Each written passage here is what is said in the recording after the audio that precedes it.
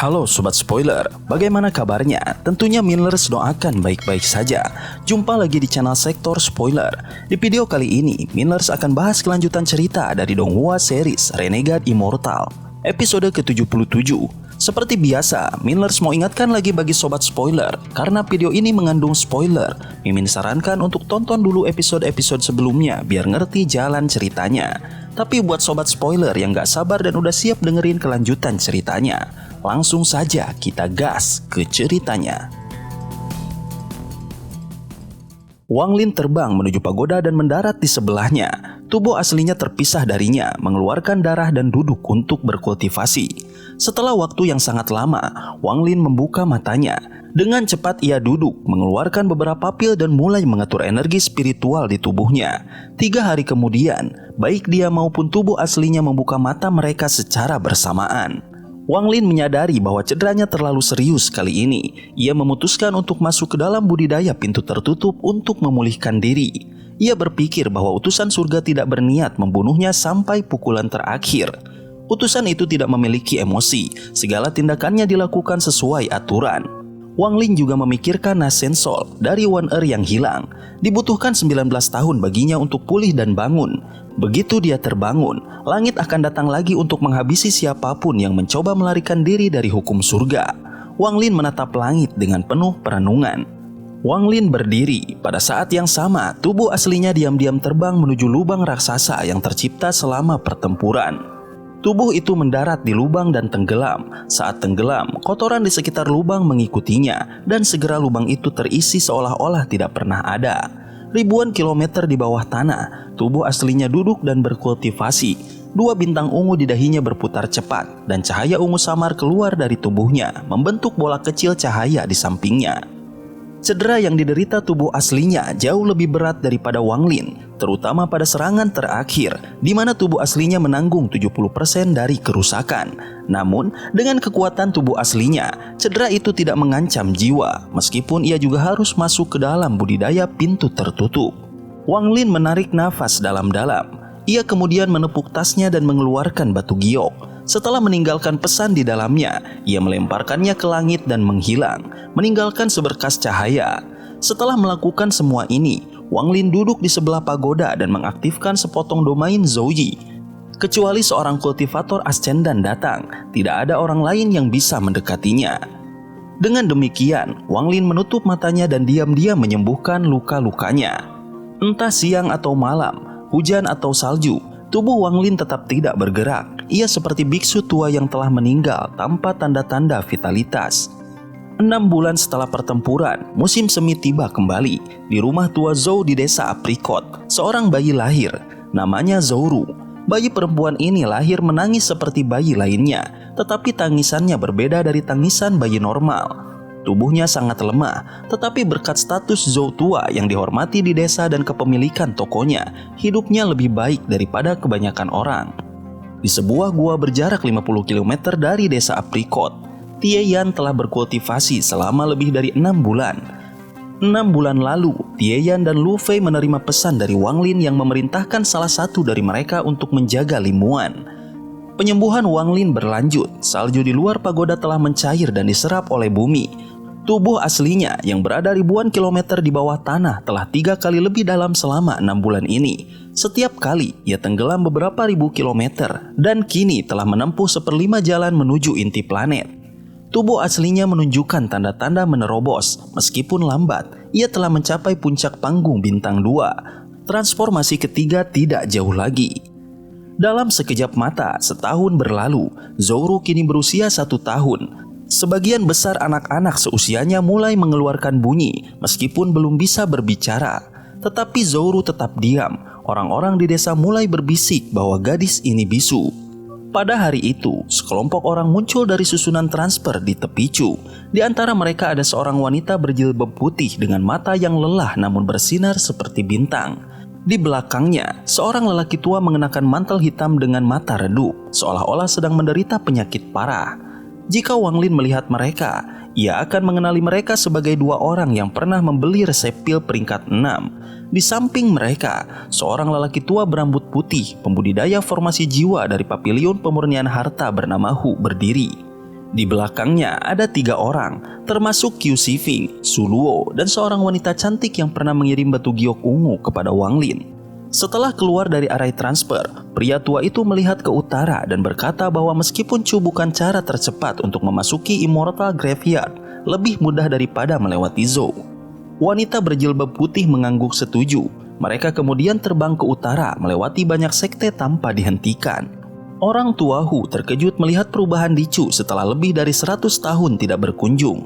Su Luo menjelaskan bahwa dalam beberapa tahun terakhir, sekte awan langit telah mencaplok beberapa sekte lain dan menjadi sekte nomor 1 di Chu. Orang tua Hu mengangguk, menyatakan niatnya untuk meminta beberapa pil dari sekte awan langit setelah kembali dari Immortal Graveyard. Saat mereka terbang, pilar cahaya melesat ke langit dari pusat Chu, tempat menara surga berada. Orang tua Hu dan pria tua berambut putih terkejut melihat pilar cahaya itu. Mereka menyadari bahwa seorang utusan dari negara budidaya atas telah datang.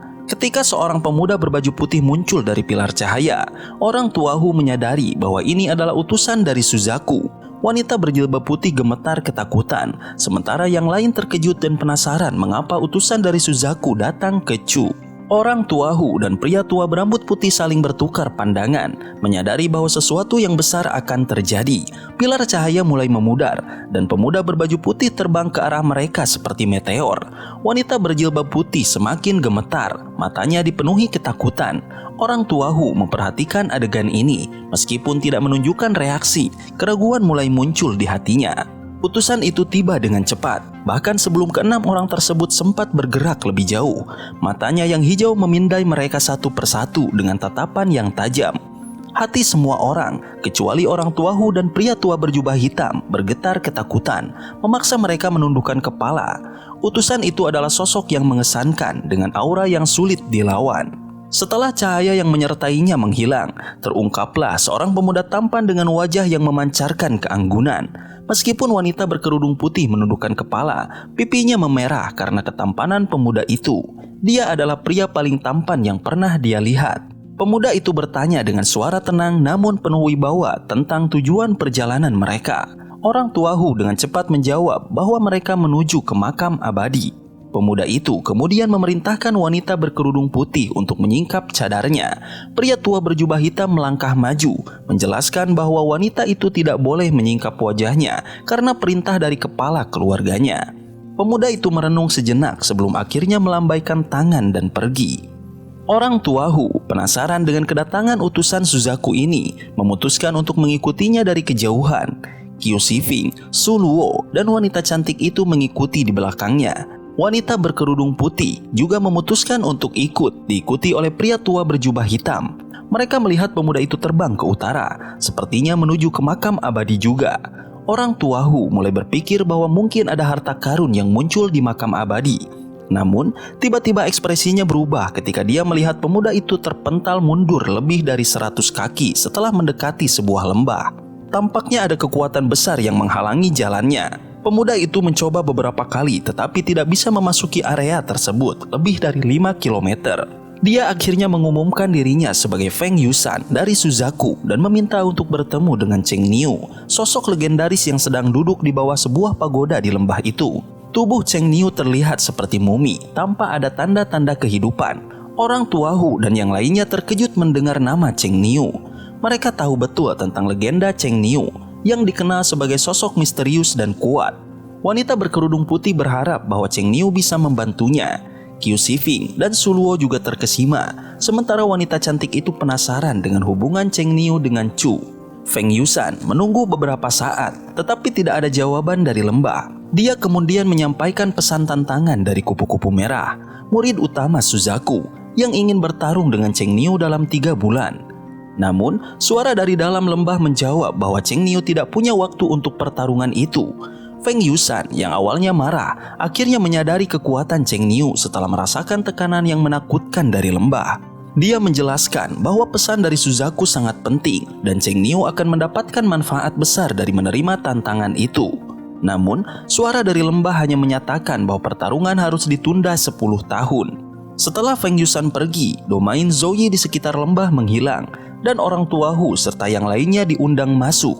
Wang Lin, yang sebelumnya terlihat seperti mumi, bangkit dan berubah menjadi sosok yang mengenakan jubah putih. Dia menyambut mereka dengan ramah, menyiapkan meja batu dan teh untuk tamu-tamunya. Orang tua Hu tersenyum pahit dan bertanya apakah dia harus memanggilnya Wang Lin atau Cheng Niu. Wang Lin dengan tenang menjawab bahwa nama hanyalah sebutan dan tidak perlu dipusingkan. Wanita berkerudung putih yang masih terkejut memandang Wang Lin dengan ekspresi kompleks. Dia tidak pernah menyangka bahwa Cheng Niu yang legendaris adalah orang yang sama yang pernah dia temui sebelumnya. Wang Lin kemudian bertanya apakah wanita itu menuju ke makam abadi untuk menyelamatkan ayahnya. Dan wanita itu dengan rendah hati meminta maaf atas ketidaktahuannya tentang identitas Wang Lin sebelumnya. Nama Cheng Niu memang sangat terkenal dan bahkan orang tua Hu pun terkesima dengan kenyataan bahwa Wang Lin adalah sosok yang sama. Wang Lin meletakkan cangkir tehnya dan menggelengkan kepala perlahan. Pandangannya beralih ke Qiu Siping dan dengan suara tenang ia menyatakan bahwa jika Qiu Siping melepaskan segala keterikatannya dan hidup dalam kesendirian, dia mungkin memiliki kesempatan untuk memahami jalan surga. Qiu Siping tersenyum masam, menyadari bahwa Wang Lin telah mengetahui bahwa dia sekarang mengikuti orang tua Hu. Dia mengakui bahwa mencapai tahap formasi jiwa adalah hal yang sangat sulit. Orang tua Hu yang sedang menikmati tehnya terkejut dengan rasa teh yang luar biasa. Wang Lin menjelaskan bahwa teh itu bukan dari Suzaku, melainkan dari planet budidaya lain yang dia temui selama perjalanannya ke alam surga bertahun-tahun yang lalu. Orang tua Hu yang terkesan menatap Wang Lin dengan penuh keraguan sebelum bertanya apakah Wang Lin berhasil memperoleh energi spiritual celestial selama pertemuan dengan kupu-kupu merah. Wang Lin mengiyakan dan mata orang tua Hu bersinar penuh harap. Dia menyatakan kesediaannya untuk membayar harga berapapun demi energi spiritual celestial itu. Wang Lin dengan senyum samar mengalihkan topik pembicaraan ke tujuan mereka pergi ke makam abadi. Orang tua Hu tertawa dan menyarankan agar wanita berkerudung putih, Zikin, yang menjelaskan lebih lanjut. Zikin kemudian mengungkapkan bahwa di dalam makam abadi terdapat pohon reinkarnasi dan dia memiliki peta yang dapat menuntun mereka ke sana. Wang Lin yang tetap tenang hanya menyesap tehnya tanpa menunjukkan reaksi berarti. Qiu Sifing dan Suluo yang mendengar tentang pohon reinkarnasi menunjukkan ekspresi penuh keinginan. Namun, Wang Lin dan orang tua Hu tampak tidak terpengaruh. Zikin yang memperhatikan reaksi Wang Lin merasa sedikit kecewa karena tidak bisa membaca ekspresinya.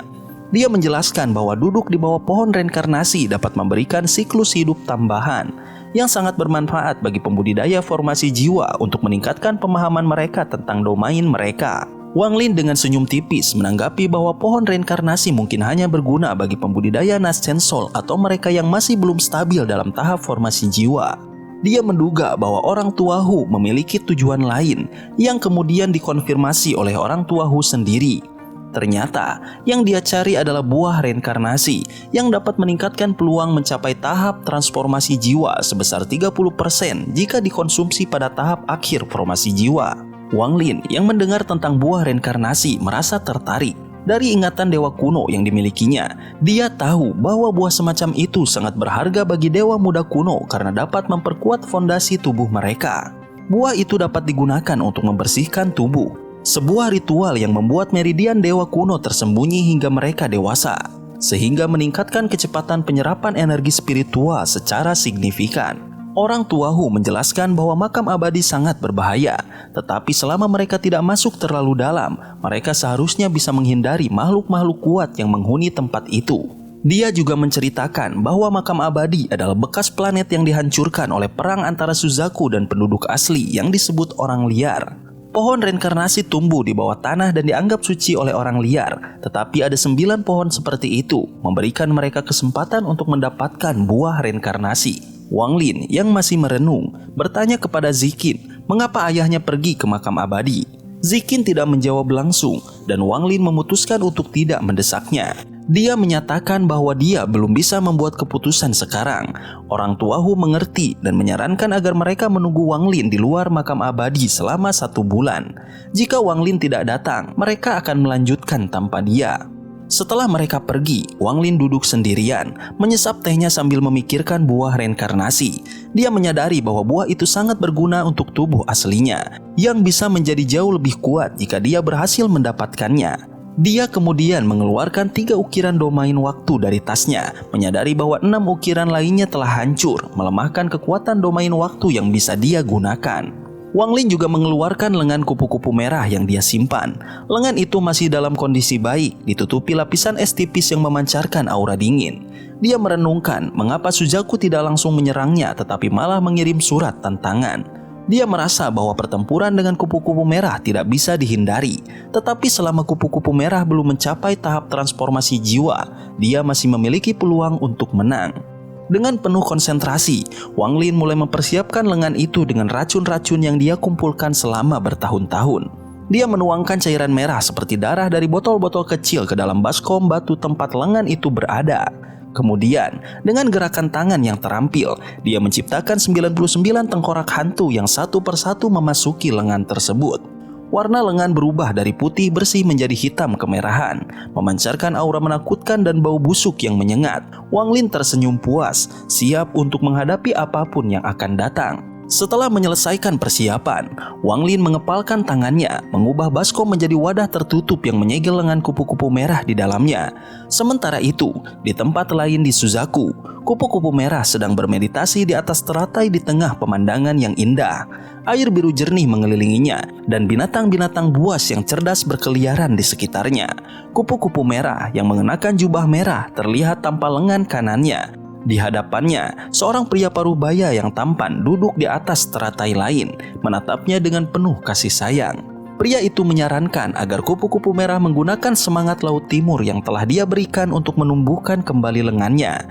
Namun, kupu-kupu merah menolak dengan dingin, menyatakan bahwa keinginannya untuk membunuh Cheng Niu semakin kuat setiap kali dia melihat lengan baju yang kosong. Dia bersikeras bahwa lengannya akan tetap hilang sampai dia membunuh Cheng Niu. Pria paruh baya itu, meski marah, tidak bisa mengubah pikiran kupu-kupu merah. Kupu-kupu merah merasa bahwa Cheng Niu mencoba menghancurkan hatinya, tetapi justru kehilangan lengannya membuat hatinya semakin kuat. Dia merasa puas bahwa Gunung Suzaku mengizinkannya bertarung dengan Cheng Niu. Namun, tiba-tiba garis hitam dengan semburat merah muncul di dahinya, menyebar dengan cepat. Kupu-kupu merah berusaha keras untuk menahan rasa sakit itu, dan setelah beberapa lama, garis hitam itu surut. Dia menyadari bahwa Cheng Niu sedang mencoba melukainya melalui lengan yang hilang. Pria paruh baya itu yang sangat marah bersumpah akan membunuh Cheng Niu meskipun itu berarti melanggar perintah Gunung Suzaku. Namun, kupu-kupu merah mengingatkannya bahwa Gunung Suzaku telah mengirim 2 pesan tentang Cheng Niu dan membunuhnya akan membawa konsekuensi serius. Pria tua itu akhirnya memutuskan untuk mengirim pembudidaya dari negara-negara budidaya peringkat rendah untuk menangani Cheng Niu, sehingga dia tidak akan langsung terlibat. Sementara itu, di Gunung Suzaku, Feng Yusan, pemuda berjubah putih yang sebelumnya mengirim surat tantangan kepada Cheng Niu, tiba di kaki gunung. Dia melaporkan kepada sesepuh di istana bahwa Cheng Niu menolak tantangan dan meminta penundaan selama 10 tahun. Sesepuh itu marah dan memerintahkan Ziwu, seorang pembudidaya kuat, untuk membawa Cheng Niu ke Gunung Suzaku, hidup atau mati.